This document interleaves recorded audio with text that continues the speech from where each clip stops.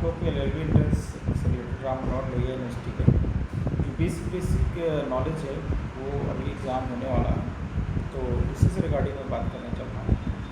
तो LLB का एक पेपर सेट है जिसको मैं डिस्कस करूँगा 25 क्वेश्चन के स्लॉट में। टोटल नंबर ऑफ क्वेश्चन 100 है, लेकिन एक वीडियो में इसको कवर नहीं किया जा सकता क्योंकि बहुत बड़ी लॉन्ग वीडियो हो जाएगी और आप लोग देखने में भी इंटरेस्ट नहीं लेंगे, ठीक है। तो इसलिए मैं क्या कर रहा हूँ 25 के क्वेश्चन के। तो बेसिकली आप लोग को पता होगा जो इसमें नंबर ऑफ क्वेश्चंस आते हैं वो 100 आते हैं लास्ट ईयर रिगार्डिंग। अगर लास्ट ईयर आप लोगों ने देखा होगा तो जो क्वेश्चन आया था वो लगभग लास्ट ईयर 100 क्वेश्चन आया था, नहीं आए थे 100 प्रश्न आए थे। प्रश्नों की संख्या जो 2 घंटे की थी, जो टाइम था 2 आवर्स का था और नंबर जो भी था वो 103 नंबर भी जो था वो 100 मार्क्स था, ठीक है। लास्ट ईयर जो है वो 300 का था, लेकिन इस ईयर का जो था वो 100 था, ठीक है। तो मैं इस पर आप लोग को बताना चाहता हूँ कि जो एक क्वेश्चन का अंक होगा वो एक है सिंगल अंक, ठीक है। और दूसरा ये है कि आपको ब्लैक पेन से ही करना है, ब्लैक या ब्लू पेन से ही उसको एक सर्किल होगा उसको फिल करना है, ठीक है। तो कई बार बच्चे डिमांड कर रहे थे और मांग थी बच्चों की कि सर लास्ट ईयर का पेपर जो है डिस्कस कर दीजिए 2020। तो इंडियन टेस्ट 2020 का ये है राम मनोहर लोहिया का मैं डिस्कस कर रहा हूँ। तो चलते हैं पेपर पे, ठीक है। पेपर पे देखते हैं कि क्या क्वेश्चन में, ठीक है। और मैं अब जो है तो क्वेश्चन को हम आगे लेके चलते हैं आपको क्वेश्चन पे।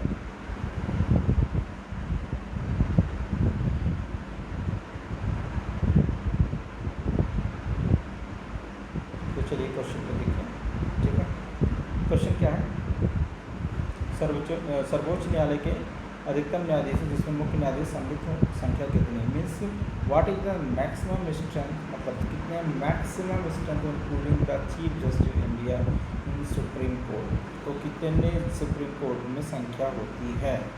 तो मैक्सिमम आपको सुप्रीम कोर्ट वाले चैप्टर को पढ़ना ज़रूरी है। इसमें 34 होते हैं, कितने होते हैं 34 जो होते हैं इसमें होते हैं, आंसर क्या हो जाएगा 34, ठीक है। याद रखिएगा सर्वोच्च न्यायालय मीन्स सुप्रीम कोर्ट की बात कर रहा है, ठीक है। सुप्रीम कोर्ट की बात कर रहा है। सुप्रीम कोर्ट की में जो है अधिकतम न्यायाधीशों की जो संख्या हो सकती है, मैक्सिमम जो है चीफ जस्टिस, ठीक है। चीफ जस्टिस कितने हो सकते हैं, तो मैक्सिमम जो कॉन्स्टिट्यूशन के अकॉर्डिंग है वो 34 है, ओके। सेकेंड क्वेश्चन, ठीक है, which is one of the following is one of the best solution to get the rid of the non biodegradable to biodegradable wastage या निम्नलिखित में अजैविकरणीय अवशिष्ट को छुटकारा पाने का सबसे सर्वोत्तम उपाय है। अवशिष्ट को जलाना, खुले में छोड़ देना, अवशिष्ट को मिट्टी में दबाना, अवशिष्ट का पुनः चक्रीकरण, रिसाइकलिंग जो होगा ये वेस्ट आंसर होगा, सबसे बेस्ट आंसर सुटेबल आंसर कह रहा है, तो जो होगा इसका चक्रीकरण रिसाइकेबल, ठीक है। रिसाइकलिंग वेस्टेज, ठीक है। तो देखते हुए प्लास्टिक मटेरियल के लिए कई ऐसे मटेरियल आते हैं जो बार बार लिखा रहता है रिसाइकलेबल मटेरियल, रिसाइकेबल, ठीक है।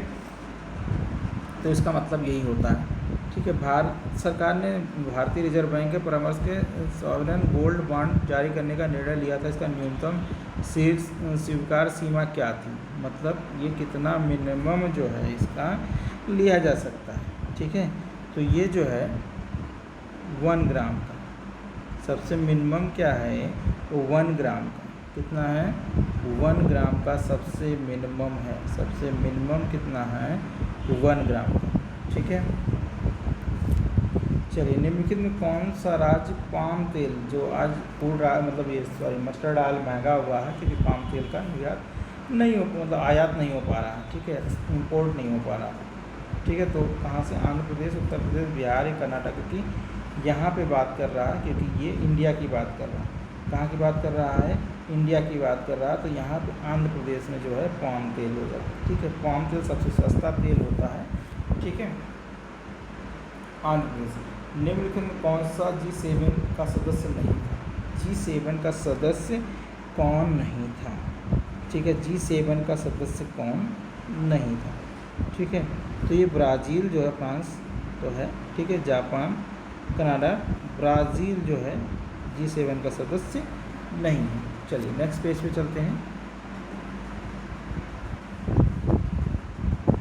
चलिए नेक्स्ट पेज पे क्वेश्चन को लेते हैं। 6 नंबर का क्वेश्चन, सत्यार्थ प्रकाश मूल रूप से लिखी गई, मतलब ये बुक्स के जो है नेम है, ठीक है। ये सत्यार्थ प्रकाश कह रहा है जो है वो किसने लिखा, हाँ, मतलब सत्यार्थ प्रकाश मूल रूप में किस, मतलब लैंग्वेज की बात कर रहा है। हिंदी में लिखा गया, संस्कृत में, तमिल में, अंग्रेजी में, ठीक है। तो सबसे मतलब सत्य प्रकाश जो लिखा गया था वो हिंदी में लिखा गया, ठीक है। सत्य प्रकाश किस में लिखा गया था, हिंदी में, ठीक है। चलिए नेक्स्ट क्वेश्चन, भूदान आंदोलन से कौन जुड़ा था, भूदान आंदोलन से कौन जुड़ा था, भूदान आंदोलन, ठीक है। भूदान आंदोलन की बात किया जा रहा है तो विनोबा भावे थे, विनोबा भावे क्या थे, भूदान आंदोलन से जुड़ा था, ठीक है। इनका नाम कितना था, विनोबा भावे, ठीक है। आंदोलन, ठीक है, कौन कौन से आंदोलन से, ठीक है, असहयोग आंदोलन, ये जितने भी आंदोलन है आपको उसको पढ़ना है, ठीक है। बीच बीच में मैं इसलिए बता रहा हूँ क्योंकि जहाँ से टॉपिक लिए गए हैं वो पढ़ना है, महात्मा गांधी के बारे में भी पढ़ना है, ठीक है। इसके बाद नेक्स्ट है आपका 8 क्वेश्चन, कांग्रेस अधिवेशन की प्रथम भारतीय महिला अध्यक्ष कौन थी, कांग्रेस की पूछ रहा है, ठीक है, कांग्रेस की पूछ रहा है, ठीक है। तो क्या है, नीलू रेणु गुप्ता है, इंदिरा गांधी, सरोजिनी नायडू, कौन है, सरोजिनी नायडू। भारत की प्रथम महिला अध्यक्ष कौन थी, सरोजिनी नायडू, सरोजिनी नायडू, कौन था, सरोजिनी नायडू। अष्टाध्यायी के लेखक कौन है, अष्टाध्यायी के लेखक, क्वेश्चन नंबर ये कई बार पूछा जाता है, अष्टाध्यायी का लेखक कौन है, ठीक है, पाणिनि है, कौन है, पाणिनि है। ये क्या है, संस्कृत के सूक्त से इन्होंने देने वाली जो है, ठीक है, पाणिनि है। एक पुरुष की तरफ इशारा करते हुए एक महिला कहती है वह उसके चाचा की बेटी का भाई और पुरुष महिला से कैसे संबंधित है। तो देखो ये रीजनिंग का क्वेश्चन है, ठीक है, ये रीजनिंग का क्वेश्चन है। आंसर जो है इसका चचेरा भाई होगा, जो ये बोर्ड के अकॉर्डिंग है वो चचेरा भाई होगा, ठीक है। इसको जो है आप देखिए, इसको अगर बनाएं यहाँ पे तो एक महिला है तो महिला बनाएंगे, ठीक है, एक महिला कह रहा था उसके चाचा की बेटी, वह उसके चाचा की बेटी का भाई है।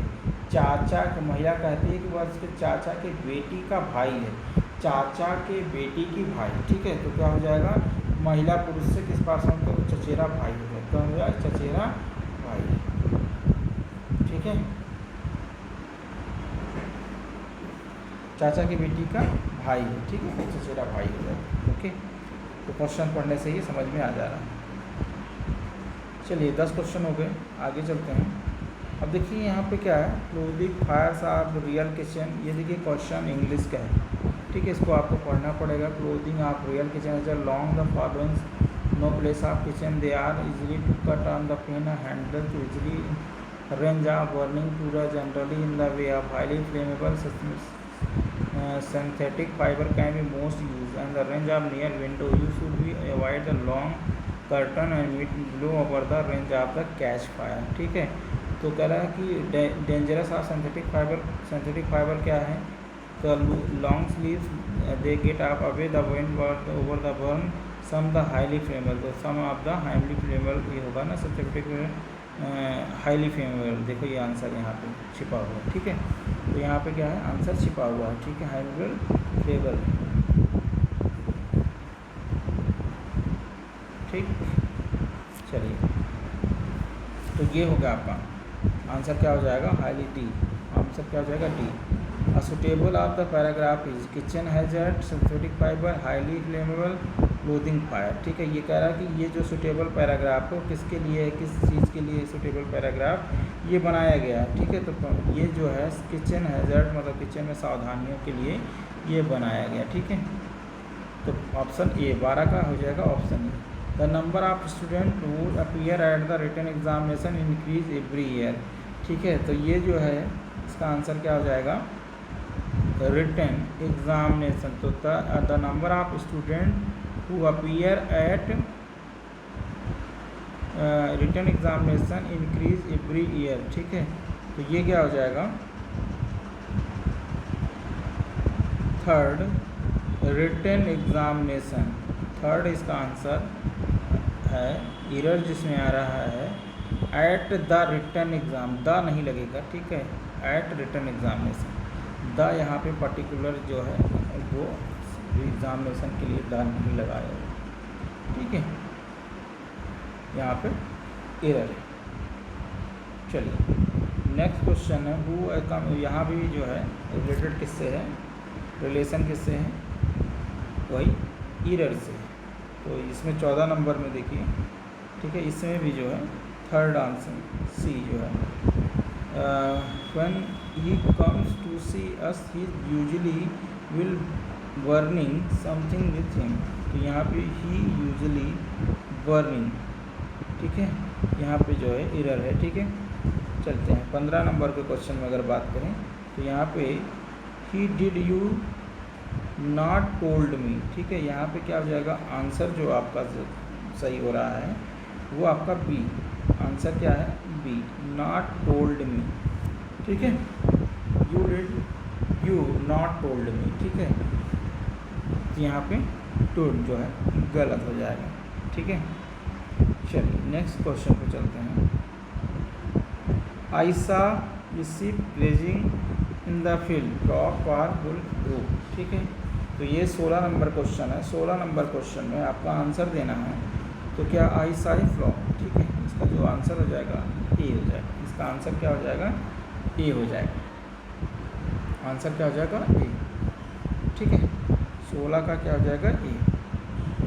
इसके बाद the greater is the size of most it cut because the price क्या हो जाएगा, ऑन साइज, तो ये रेस्ट काउंट डिपेंड रोकें क्या होगा बताएं, तो डिपेंड्स, इस पर होगा डिपेंड्स ऑन साइज, इस पर डिपेंड करता है, depends on size. 18 number question देखें, we should the fight the enemy, ठीक है, we should fight the enemy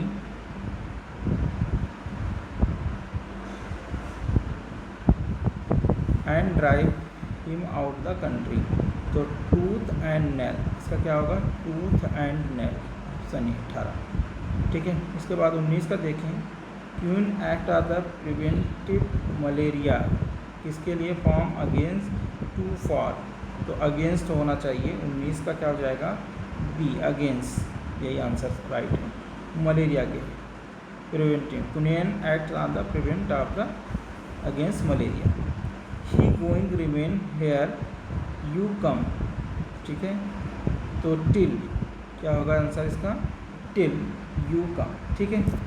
चलिए नेक्स्ट क्वेश्चन पे चलते हैं, 5 क्वेश्चन और ले लेते हैं। द रामायणा द होली को एडजेक्टिव इन सेंटेंसेज, ठीक है, तो किसी चीज़ की जब क्या करें, एक तरीके से क्वालिफाई कराए, तो ये क्या कर रहा है, एडजेक्टिव करा रहा है, उसे हम क्या कहेंगे, एडजेक्टिव कहेंगे। मीन्स कैसा, ये बुक की बात, हॉली मतलब पवित्र बुक है, ठीक है, बुक कैसी है, पवित्र है, तो ये हॉली जो हो जाएगा, इसका आंसर इसका जो हो जाएगा डी हो जाएगा, किसका क्या हो जाएगा, D. Right the competitive degree of the wide, wide की कंपेटिव डिग्री पूछ रहा है, कंपेटिव डिग्री, ठीक है, कंपेटिव डिग्री जो है पूछ रहा है, तो क्या हो जाएगा, wide, wide, most wide, competitive जो हो जाएगा मोस्ट वाइड, ठीक है,